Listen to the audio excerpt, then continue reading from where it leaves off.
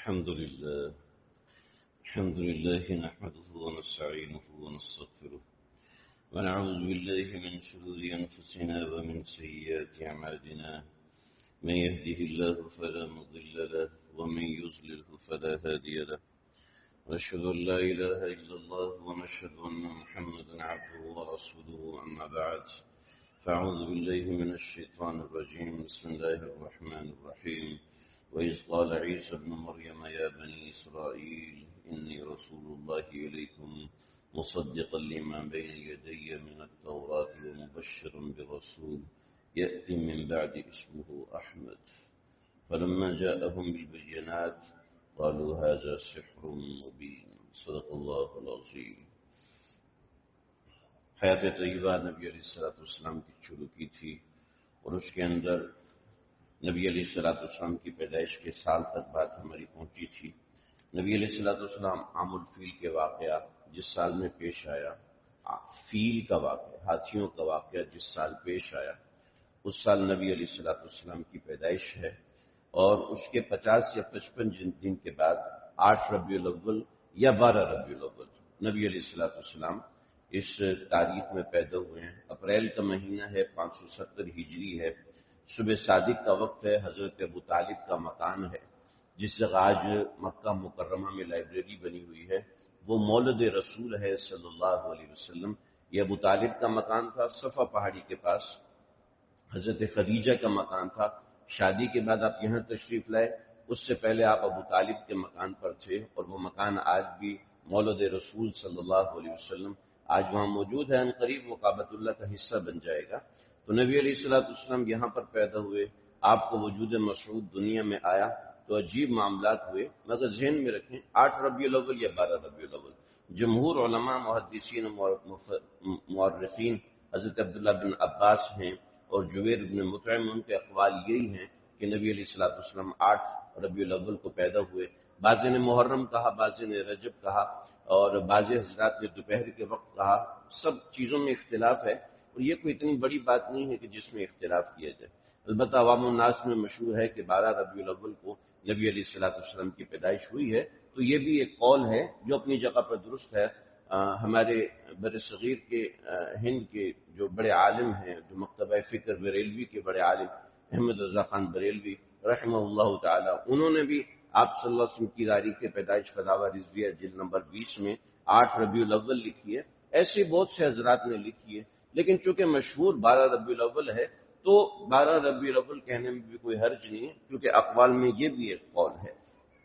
تو نبی علیہ السلام کی پیدائش اور وجود مسعود جب دنیا میں آتا ہے تو اس سے پہلے ہی برکات نظر آنا شروع ہو جاتی ہیں. حلبیہ میں لکھا ہے کہ جو موسم انتہائی سخت ہوا کرتا تھا وہ موسم بارشوں میں تبدیل ہو گیا، اور نبی علیہ السلام کی پیدائش سے پہلے یہ بارشیں چلتی رہیں، اور ان بارشوں کے موسم کی وجہ سے مکے میں اور عرب کے علاقوں میں فصلوں کا بڑا زبردست ایک ریل پیل ہوا. یہ نبی علیہ السلام کی برکات تھیں اور وجود مسعود کی برکات تھی. حضرت آمنہ سے جو روایات ہیں، ان روایات میں ایک روایت یہ بھی ہے کہ حضرت آمنہ جہاں سے بھی گزرتی تھیں تو ان کو پتہ چلتا تھا کہ کوئی خاص وصف ان کے ساتھ جڑا ہوا ہے. بہت سی روایات اس کے حوالے سے موجود ہیں. ہم اس کے حوالے سے اگر بات کریں گے تو بڑی لمبی بات ہو جائے گی، ہم اس پر نہیں جاتے.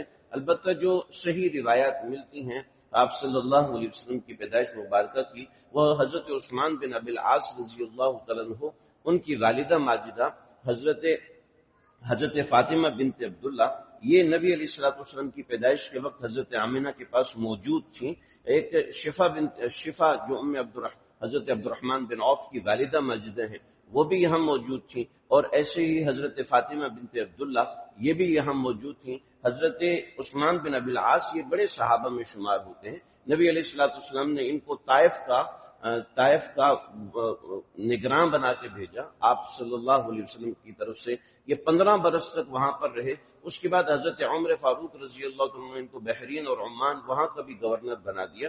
یہ بڑے کبار صحابہ میں شمار ہوتے ہیں.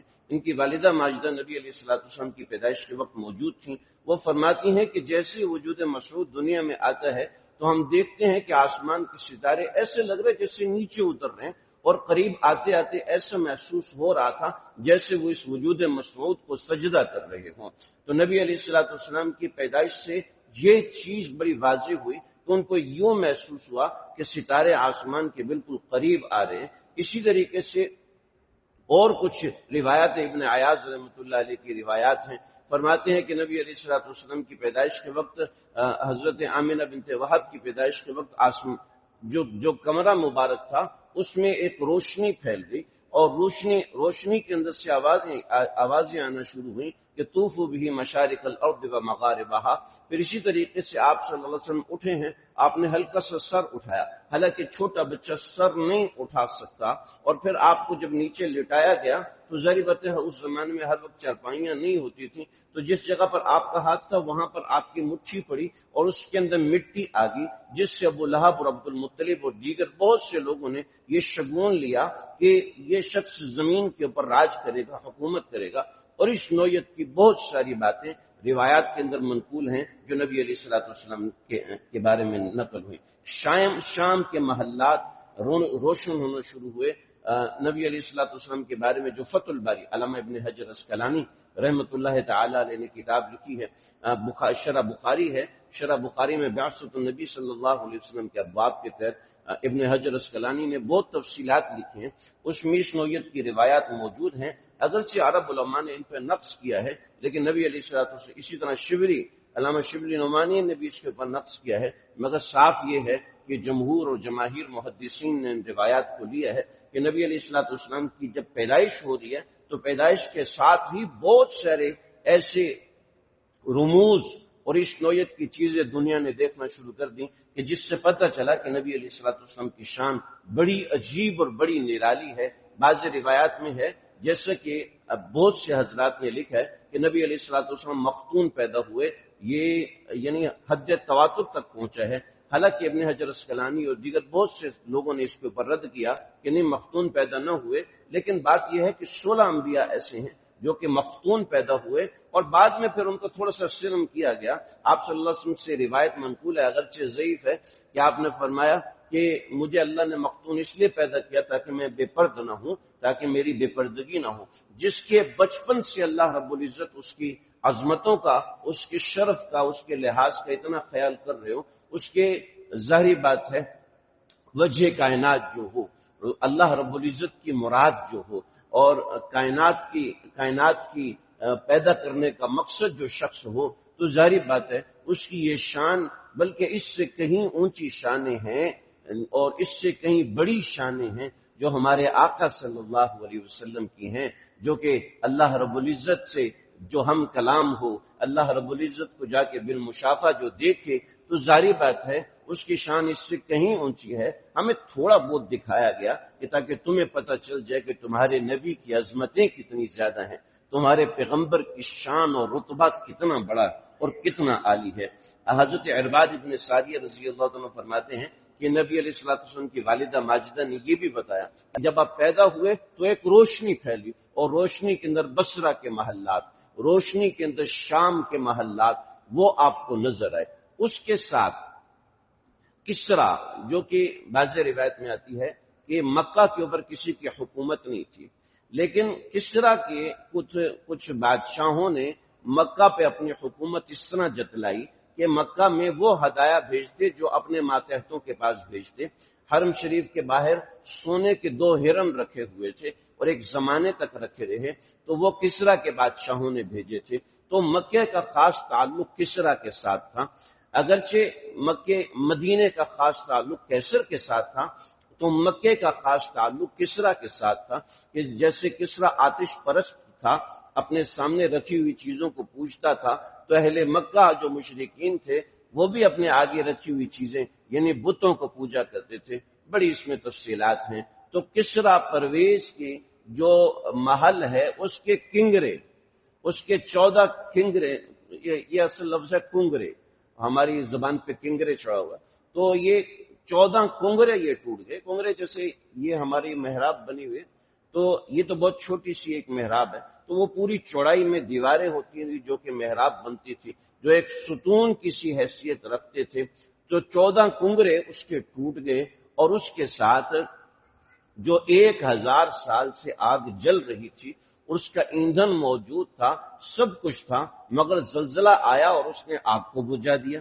اب زلزلہ عمارت تو توڑے لیکن آگ کو بجھائے، ایسا نہیں ہوتا، لیکن یہ آگ بھی بجھ گئی، 1000 سال سے جلتی ہوئی آگ بجھ گئی، جس کو وہ اپنا معبود اور خدا سمجھتے تھے۔ ایسے کسریٰ کا ایک بہت بڑا وزیر تھا جس کو موبزان کہتے ہیں۔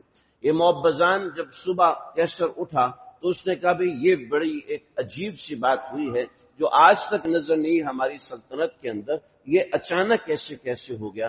تو موبزان نے کہا اس کی کوئی وجہ تو مجھے نہیں پتا، لیکن اتنا میں جانتا ہوں کہ میں نے آج رات بڑا عجیب سا خواب دیکھا ہے۔ تو کسریٰ کہنے لگا کہ ہمارے دربار کا سب سے بڑا عالم موبزان ہے، اس کا خواب ہے تو ظاہری بات ہے اس کا امور سلطنت سے بڑا گہرا تعلق ہوتا ہے۔ خواب کا آپ کی زندگی کے امور سے بعض دفعہ بڑا گہرا تعلق ہوتا ہے، شرط یہ ہے کہ آپ اپنے قول و فعل اور اپنے معاملات اور معمولات میں سچے ہوں، حلال کھاتے ہوں، تو پھر اس صورت میں خواب کا آپ کی زندگی سے تعلق ہوتا ہے۔ خواب حدیث میں آتا ہے نبوت کا 46واں حصہ ہے، نبوت ختم ہو گئی مگر اس کے کچھ حصے باقی ہیں، ارحاسات باقی ہیں، اور وہ خواب ہیں جو کہ نبوت کا 46واں حصہ ہے۔ چنانچہ پہلے بادشاہان سلطنت خواب کے حوالے سے بڑی خواب کو بڑی اہمیت دیا کرتے تھے، اس کو سمجھا کرتے تھے، اس کا علم بھی عوام علماء میں، عوام الناس میں موجود تھا۔ آج ہم اس کو اہمیت نہیں دیتے، بس اس کو گپ شپ ہی سمجھتے ہیں، تو ظاہری بات ہے پھر آہستہ آہستہ اس کا علم بھی اٹھا لیا گیا، ورنہ خواب میں بڑی عجیب و غریب چیزیں انسان کو نظر آ سکتی ہیں۔ تو موبزان نے خواب دیکھا اور خواب کہا کہ جی میں نے بڑا عجیب قسم کا خواب دیکھا ہے جو سمجھ سے باہر۔ کسریٰ کو اصل میں جو خطرہ تھا وہ قیصر سے تھا، اور جیسے آج ہم کہیں کہ جی امریکہ کو اگر خطرہ ہے تو کسی سپر پاور سے ہوگا، چائنا سے ہوگا، لیکن اگر امریکہ کو ہم کہیں امریکہ کو خطرہ ہے مصر سے، چھوٹا سا ملک ہے، امریکہ کو خطرہ ہے پاکستان سے، چھوٹا سا ملک ہے، تو یہ سمجھ میں آنے والی بات نہیں ہے۔ تو ایسے ہی اگر کسریٰ کو خطرہ تھا تو قیصر سے تھا، مگر خواب جو انہوں نے دیکھا، یعنی ان کے ایمان کے اندر جتنی بھی باتیں ہوتی تھیں اپنی اپوزیشن قیصر کے بارے میں ہوتی تھی کہ اسی میں ایک طاقت تھی جو کسریٰ کا مقابلہ کر سکے، مگر کسریٰ قیصر کو بھی شکست دے چکا تھا اس وقت۔ تو کسریٰ اس نے موبزان نے خواب دیکھا اور کہا کہ میں نے خواب یہ دیکھا ہے کہ کچھ اونٹ ہیں جو کہ عربی اونٹ ہیں اور بڑے سخت ہیں، اور وہ ہمارے گھوڑوں کو کھینچ کے لے کے جا رہے ہیں، اور پھر وہ کھینچتے انہوں نے دریائے فرات کو پار کیا، اور پار کرنے کے بعد ہمارے پورے ملک میں وہ اونٹ پھیل گئے۔ اب اونٹ اور گھوڑے کا کوئی مقابلہ نہیں ہوتا، عام جگہوں پر اونٹ اور گھوڑے کا ریگستان میں ہو تو ہو، مگر عام جو زمینی علاقے ہیں ان علاقوں میں اونٹ اور گھوڑے کا کوئی مقابلہ نہیں۔ گھوڑا بھی طاقتور چیز ہوتا ہے، اونٹ اس کا مقابلہ نہیں کر سکتا۔ تو یہ اونٹ گھوڑوں کو کھینچ کے لے کے جا رہے ہیں، یہ کوئی خاص اشارہ ہے۔ تو کسریٰ نے کہا کہ یہ جو دو بڑے بڑے واقعات پیش آئے ہیں اور یہ تم نے خواب دیکھا ہے، یہ جاؤ اور کسی بڑے عالم کو بلاؤ۔ تو موبزان کے علم میں نعمان بن بشیر، ایک نعمان بن منذر، یہ شخص بڑا عالم تھا، اس کو بلایا گیا کہ آپ بتاؤ کہ بھئی کیا کوئی ایسا عالم ہو جس کا عرب سے تعلق ہو۔ میں نے کہا جی ہاں، میرے ایک رشتہ دار ہیں عبد المسیح، یہ عبد المسیح عرب کا بہت بڑا عالم ہے۔ چنانچہ عبد المسیح کو کسریٰ نے بلایا۔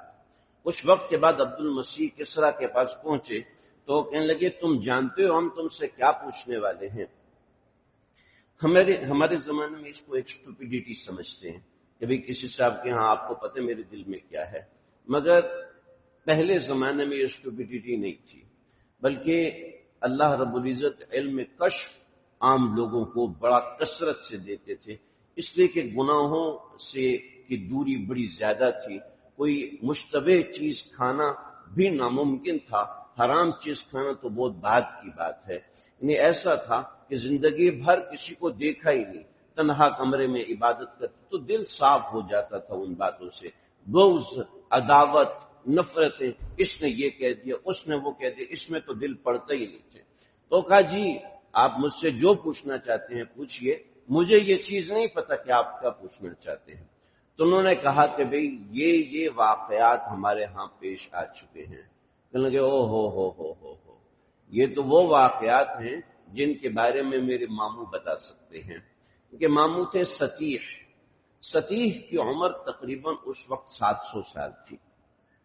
یہ معد بن عدنان جو نبی علیہ السلام کے جد امجد ہیں، معد بن عدنان، معد بن عدنان کے معاملات کے اندر کچھ جھگڑے ہوئے تھے، جس کے درمیان ثالث جو شخص بنا تھا وہ ستیح بنا تھا، اور یہ ستیح کسی کاہنہ عورت کا شاگرد تھا اور عیسائی مذہب سے تعلق رکھتا تھا، اور عیسائی مذہب کا بہت بڑا عالم تھا۔ یہ بعض روایتوں میں حضرت عیسیٰ کے متبعین کے اندر ایک نبی گزرے ہیں، حضرت خالد۔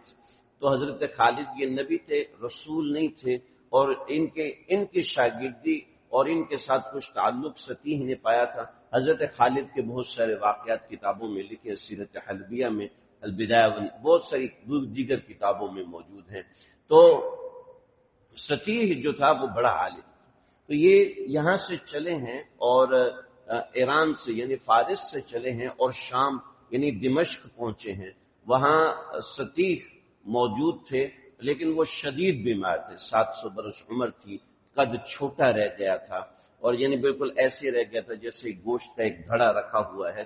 تو ایسے ستیح، یعنی کہ دو علماء تھے، ایک کا نام تھا شق اور ایک کا نام تھا ستیح۔ تو یہ اپنے زمانے کے بڑے علماء میں سے تھے۔ تو حلبیہ کی روایات کے مطابق پہلے ستیح کے پاس گئے، پھر شق کے پاس گئے، بعض روایت کے مطابق صرف ستیح کے پاس گئے۔ تو عبد المسیح کے یہ ماموں تھے۔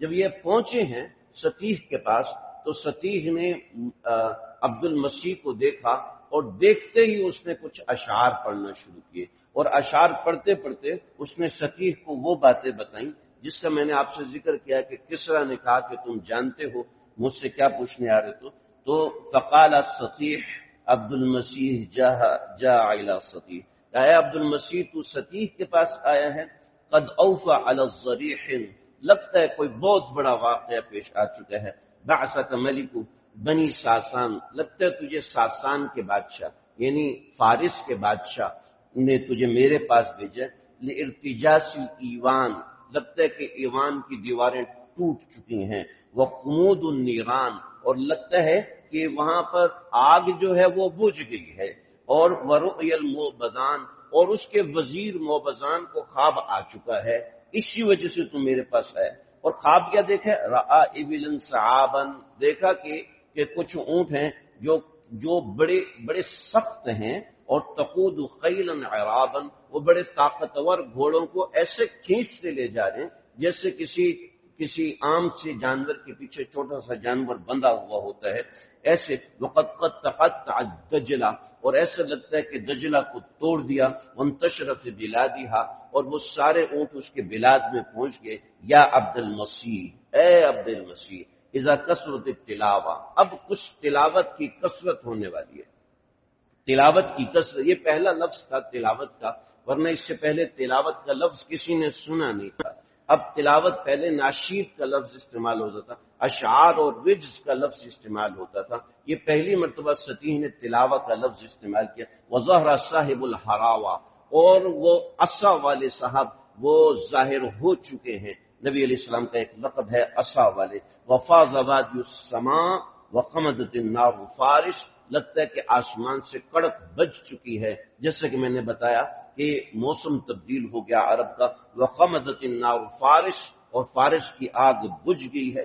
فلیس الشام لستیح شاما، اب لگتا ہے ستیح کا جو شام ہے وہ شام نہیں بچے گا۔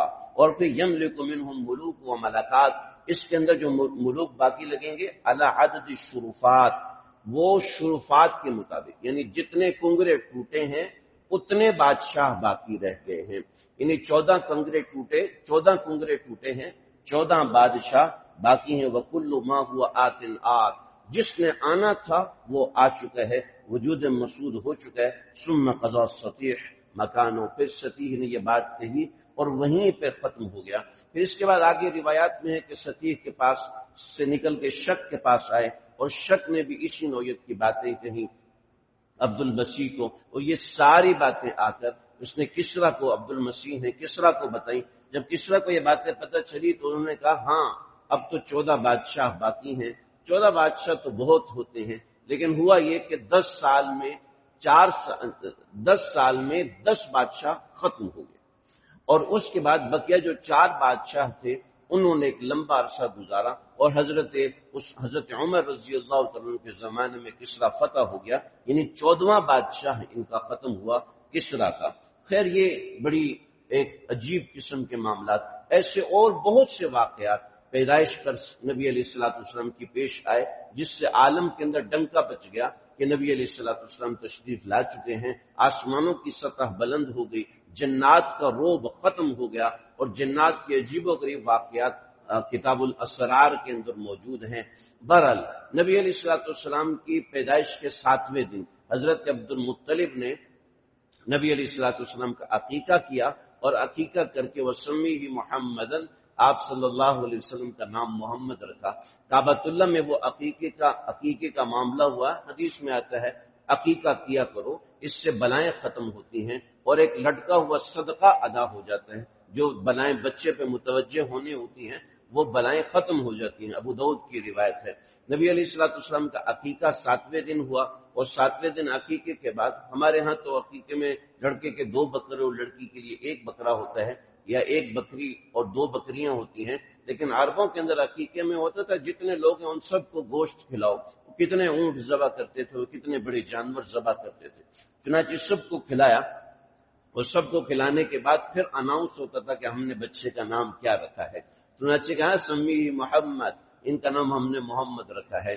تو کسی نے پوچھا کہ یہ کیسا نام تم نے رکھا ہے؟ نہ تمہارے آبا و اجداد میں سے کسی نے یہ نام رکھا تھا، تم نے یہ نام میں محمد کیوں رکھا ہے؟ روایات بہت ساری ہیں، جس میں سے ایک بتاتا ہوں۔ عرب کے کچھ لوگ ایسے تھے کہ جو تجارت پر گئے، اور تجارت پر شام کے راستے میں پہنچے تو ایک راہب ان کو ملا۔ ناموں میں فرق ہے، بعض نے بحیرہ، بعض نے نستورہ لکھا ہے۔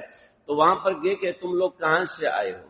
کہا کہ آپ نے کبھی ہمارا استقبال نہیں کیا، لیکن آپ ہمارا آج استقبال کر رہے ہیں، تو اس کی کیا وجہ ہے؟ کہنے لگے اصل میں اس سال ایک بچہ اور عرب میں پیدا ہونا ہے، اور اس بچے کا نام محمد ہوگا، ہو سکے تو اس کی خبر تم مجھ تک پہنچا دیا کرو، اس لیے میں تمہاری ضیافت کر رہا ہوں۔ تو عبد المطلب بھی ان تاجروں میں شامل تھے۔ تو جیسے عبد المطلب نے محمد نام رکھا، ایسے 4 اور لوگ تھے جنہوں نے اپنے ہونے والی اولادوں کا نام محمد رکھا۔ تو سب سے پہلے عبد المطلب تھے، تو لوگوں میں یہ خبر مشہور تھی، تو لوگوں میں یہ بھی تھا کہ شاید اس وجہ سے نام محمد رکھا جا رہا ہے۔ لیکن بعض روایت میں آتا ہے کہ حضرت عبد المطلب کو من جانب اللہ آواز آئی تھی کہ اس بچے کا نام محمد رکھنا۔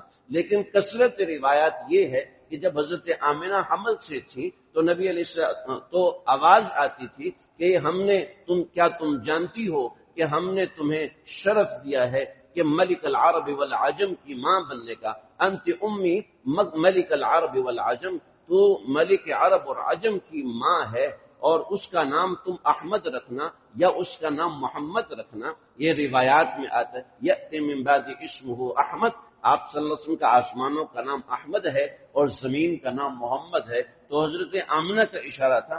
مگر بعض روایت میں حضرت عبد المطلب، جیسے زرقانی میں موجود ہے، حضرت عبد المطلب کا ایک خواب ہے۔ خواب حضرت عبد المطلب نے یہ دیکھا کہ یہ فرماتے ہیں کہ میری پشت سے ایک زنجیر نکلی۔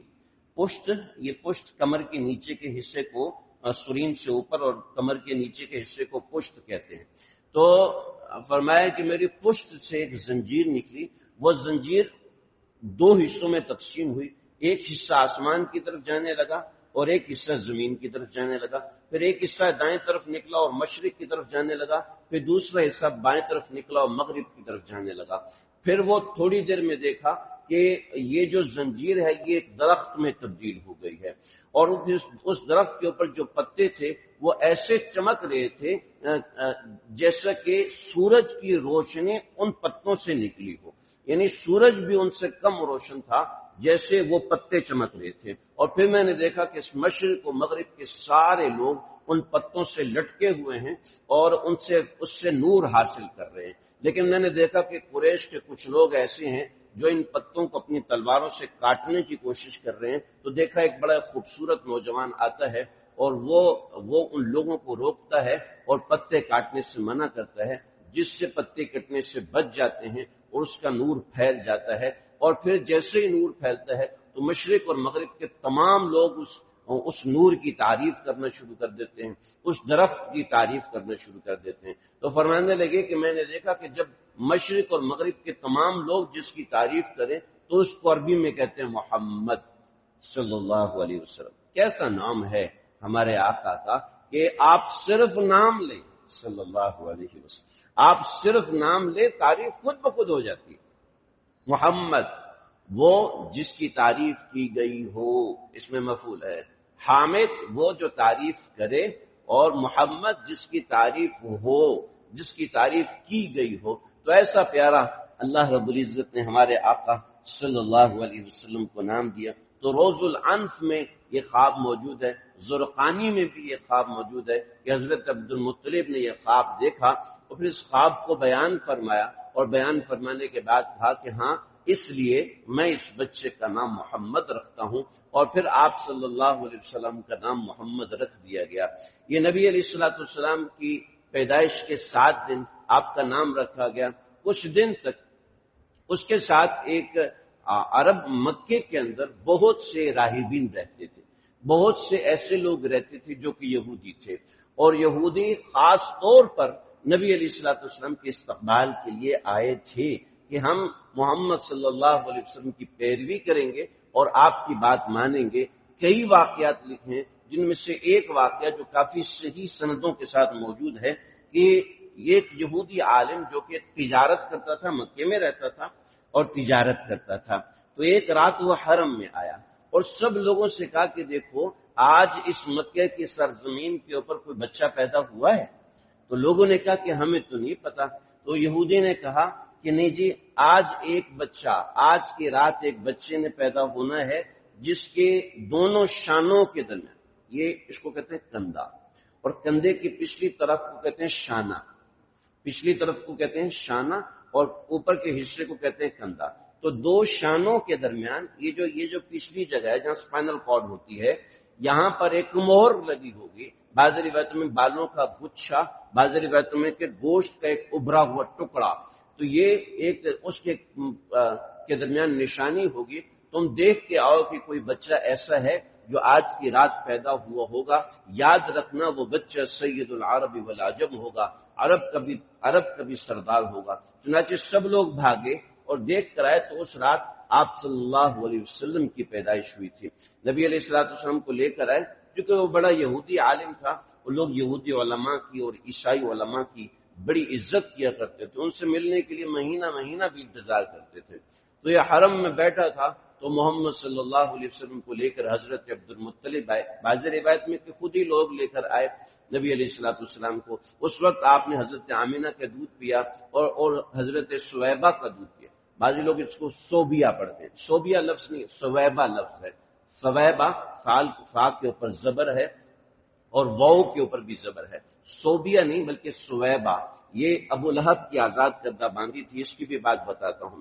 تو نبی علیہ الصلوۃ والسلام کو لے کر آئے اور اس نے جلدی سے پشت دیکھی تو اس کے اوپر مہر نبوت جگمگ کر رہی تھی، تو اس نے دیکھا اور دیکھتے ہی سر کے بل پیچھے گرا، کچھ دیر تک بے ہوش رہا۔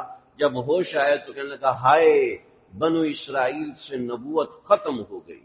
اور پھر اس نے وہاں پر ایک جملہ بولا۔ اب واللہ تعالی عالم اس نے یہ جملہ کیوں بولا، آپ کو نقصان پہنچانے کے لیے بولا یا پھر آپ کی شان کو بتانے کے لیے بولا۔ اس نے یہ جملہ بولا کہ اے قریش، واللہ یہ شخص تم پر ایسا حملہ کرے گا جس کی آواز مشرق سے لے کے مغرب تک نظر آئے گی۔ حواشی میں لکھا ہے محدثین نے کہ اس سے مراد تھا فتح مکہ۔ تو یہ اس نے کہا اور یہ جملہ کہتے ہوئے روتا ہوا واپس چلا گیا، لیکن یعنی ایسا اس نے نہیں کیا کہ فرما برداری کا اظہار کرتا اور محبت کا اظہار کرتا، اس بغض میں چلا گیا کہ بنو اسرائیل میں آیا ہے، بنو اسماعیل میں کیوں نہیں آیا۔ ہدایہ میں بھی ہے اور بہت سی جگہوں پر ہے، مگر اس سے پہلے کچھ سیاق سمجھ لیجئے، جو سرکمسٹنسز اس کے دیکھ لیجئے۔ آپ صلی اللہ علیہ وسلم پیدا ہوئے، والد انتقال ہو چکا ہے، والد کے انتقال کے بعد جب بچہ کوئی پیدا ہوتا تھا تو جو چچا ہوتے تھے یہ ان کے لیے ایک چیلنج ہوتا تھا، اور چچا پھر اس بچے کو پال کے اپنی شان دکھاتے تھے۔ تو حضرت عبداللہ ابو لہب کے بھائی تھے، تو جب صویبہ آئی ہیں اور صویبہ نے آ کر ابو لہب کو کہا کہ عبداللہ کے بیٹا پیدا ہوا ہے، تو ایک تو تھا کہ بیٹا پیدا ہوا، یہ بہت بڑی بات تھی، بیٹی پیدا ہوتی تو پھر کچھ کم مسئلہ ہوتا کیونکہ لوگوں میں زیادہ شان نہیں بنتی تھی۔ تو ابو لہب نے وہیں سے کہا کہ جا تو آزاد ہے، یہ اشارہ کیا جا تو آزاد ہے، یہ اس نے نبی علیہ السلام کی خوشی میں یہ انگلی اٹھائی۔ حدیث میں آتا ہے کہ ہدایہ کے حاشی میں بھی ہے اور حدیث کی کتابوں میں تو کثرت سے ہے کہ کسی نے ابو لہب کو خواب میں دیکھا ابو لہب کے مرنے کے بعد، تو میں کس حال میں ہوں؟ کہا بہت برے حال میں ہوں اور سخت عذاب میں مبتلا ہوں، لیکن پیر کے دن جو میں نے یوں اشارہ کیا تھا نا صویبہ جا تو آزاد ہے، تو اس انگلی سے اشارہ کیا تھا، تو اس انگلی سے کچھ ٹھنڈا کچھ میٹھا نکلتا ہے جو میں چوس لیتا ہوں تو مجھے کچھ تسلی ہوتی ہے، اور پورا ہفتہ وہ میرا چلتا ہے، اور اس کے بعد پورا ہفتہ وہ عذاب میرے اوپر سوار رہتا ہے، مگر اللہ فی یوم اثنین، سوائے پیر کے دن کہ اس دن اس انگشتری سے، اس انگلی سے کہ جو نبی علیہ السلام کو آزاد کرنے کے لیے انگلی استعمال کی تھی، وہ نبی علیہ السلام کی خوشی میں صویبہ کو آزاد کرنے کے لیے انگلی استعمال کی تھی، اس انگلی کی یہ شان ہے۔ ایک انگلی نبی علیہ السلام کی شان کے لیے اٹھ رہی ہے، سبحان اللہ۔ تو اللہ رب العزت اس انگلی کو بھی شان عطا فرماتے ہیں، اگرچہ وہ اللہ کے نبی کا دشمن ہے۔ تبت یدا ابی لہب وتب ما اغنى عنه ماله وما کسب، اس کی مذمت میں نازل ہو رہی ہے اور اللہ اس کو قرآن بنا رہے ہیں، مگر کیا ہے، وہ چونکہ اللہ کے نبی کی شان کے لیے اٹھی تھی تو یہ چیز ہے، اللہ نے اس کو یہ مقام عطا فرمایا۔ تو بھئی اللہ کے نبی کی شان کے لیے ہمیں بھی کچھ کرنا ہے، ہمیں بھی اپنے اعمال میں فرق لانا ہے، ہمیں بھی اپنی زندگی میں کچھ نہ کچھ تو کرنا ہے جو نبی علیہ السلام سے ریلیٹڈ ہو، جو آپ سے جڑا ہوا ہو۔ آپ پہ درود پاک پڑھنا، آپ صلی اللہ علیہ وسلم سے محبت کا اظہار کرنا، چاہے وہ اپنے لباس سے ہو، چاہے وہ اپنے چہرے سے ہو، چاہے وہ اپنے سر پہ رکھی ٹوپی سے ہو، چاہے وہ اپنی نماز سے ہو، چاہے وہ آپ کی مسواک سے ہو، چاہے کسی ایسی کہ نبی علیہ السلام سے محبت کا اظہار کرنے میں تو چین اور سکون ہے۔ ایک دشمن کو جب چین مل رہا ہے تو ہم تو پھر بھی آپ کے نام لے رہے ہیں، ہم تو پھر بھی آپ سے محبت کرنے والے ہیں۔ اس زمانے میں یہ رواج تھا کہ جو بچے ہوتے ہیں ان کو گاؤں دیہاتوں میں بھیجتے تھے۔ گاؤں دیہاتوں میں بھیجنے کی منشا یہ تھی کہ شہر میں بڑی سہولتیں ہوتی ہیں، تو جو بچے گاؤں دیہاتوں میں جاتے تھے تو مشقت اٹھاتے تھے، زبان سیکھتے تھے، وہاں کے سخت موسم کو جھیلتے تھے، کبھی بھوک پیاس کو جھیلتے تھے۔ بھئی وہ بچہ جس کو رات کو کھانا اس کی مرضی کا نہ ملے تو اس کو مرضی کا کھانا نہ ملے تو باہر سے برگر لے کے آ جاتا ہے، اتنی مشقت برداشت نہیں کرتا کہ بھوک برداشت کرے۔ ماں باپ اس کے چہرے کا رنج دیکھ نہیں سکتے، تو یہ بچہ ماں باپ کی کیا خدمت کرے گا؟ جس کو ایک برگر برداشت نہیں ہے، جس کو 2-4 گھنٹے کی بھوک برداشت نہیں ہے، جس کا جناب کولڈ ڈرنک پینے کا دل کرے اور ماں نے لے کے نہیں تو اتنا بڑا ہتھوڑے جیسا اس کا منہ بن جاتا ہے، تو یہ کیا ماں باپ کی خدمت کرے گا؟ یہ کیا ماں باپ کا ساتھ دے گا؟ یہ کیا کل مشکل میں ماں باپ کے پاؤں دبائے گا، ٹانگیں دبائے گا؟ یہ کیا کل کچھ ہو جائے تو ماں باپ کی خدمت کرے گا؟ جس میں اتنی سی ہمت نہیں ہے، ماں باپ نے اتنی سی ہمت نہیں ڈالی کہ وہ مشقت برداشت کرے، وہ گرمی برداشت کرے، وہ سردی برداشت کرے۔ جی ہم تو اپنے بچوں کو گرم ہوا نہیں لگنے دیں، پھر آپ کو لگے گی، پھر آپ تیار ہو جانا کہ بچے آپ کے درد کو سمجھیں گے نہیں کیونکہ ان کو خود درد نہیں ہوا، وہ آپ کی تکلیف کو سمجھیں گے نہیں کیونکہ ان کو خود تکلیف نہیں ہوئی، آپ نے ان کو صوفے پہ بٹھا کے سب کچھ کھلایا ہے، ان کو کوئی تکلیف آنے نہیں دی، تو وہ کل آپ کی تکلیف کیوں سمجھیں گے؟ وہ کہیں گے ہاں ہر وقت امی کے پیٹ میں درد رہتا ہے، ہر وقت امی کے سر میں درد ہے، اور ہر وقت فراڈ کرتی رہتی ہے، ہر وقت طرح طرح کے لیم ایکسکیوزز ہوتے رہتے ہیں اس کی طرف سے، اور تو کچھ نہیں۔ ہم ایسی کتابوں کو قابل ضبطی سمجھتے ہیں جن کو پڑھ کے بچے باپ کو خپتی سمجھتے ہیں، تو اس طرح بچوں کو دوسرے علاقوں میں بھیجا جاتا تھا، وہاں آپ کی حضانت ہے، آپ صلی اللہ علیہ وسلم کی کفالت ہے۔ 1-2 واقعات اس کے حلیمہ سعدیہ کے ساتھ جڑے ہوئے ہیں، کچھ باتیں ہیں انشاءاللہ آئندہ ذکر کروں گا۔ اللہ تعالیٰ مجھے آپ کو ہم سب کو سمجھنے کے عمل کرنے کی توفیق عطا فرمائے۔